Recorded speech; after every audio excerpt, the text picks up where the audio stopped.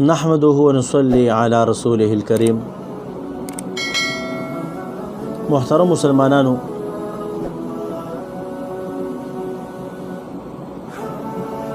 تاسو زما سره په دې سایډ باندې لیدلی شئ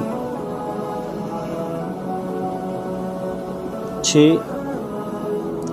دا یو پنچپیرے دی، سچ کی آواز،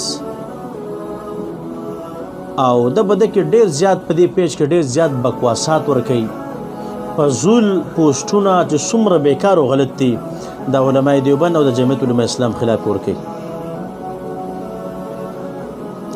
او دومره دروغجن او منافق انسان دی. لکه تاسو دا وګورئ، مناظر اسلام وکیل احناف حضرت مولانا مفتی ندیم محمودی صاحب، دغه رنګې شیخ القرآن والحدیث حضرت مولانا شیخ ادریس صاحب دامت برکاتهم العالیه، نو دا دوانه ولاړلی او داسې یو پاڼه هغې ته ګوري، نو دې پنچپیرې دې منافق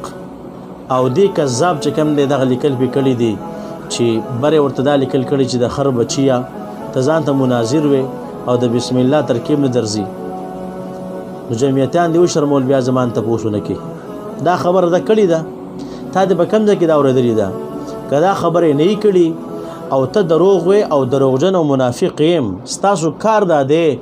نو لعنت الله علی الکاذبین، لعنت الله علی الکاذبین، لعنت الله علی الکاذبین. که دروغ وې الله رب عزت چې کوم دی تا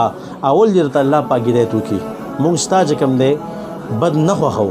که دغه رنګې ته به دې نه پوهېږې او دغه رنګې دروغ وې د علماو بېعزتي کې، نو الله پاک دې تا بېعزته کړي، الله پاک دې تا ذلیل او رسوا کړي چې ته د علماو رسوایي کې. او زما درخواست دی زموږ د یوټیوب ملګرو ته، دغه رنګې زموږ د فیسبوک ملګرو ته، کم از کم د داسې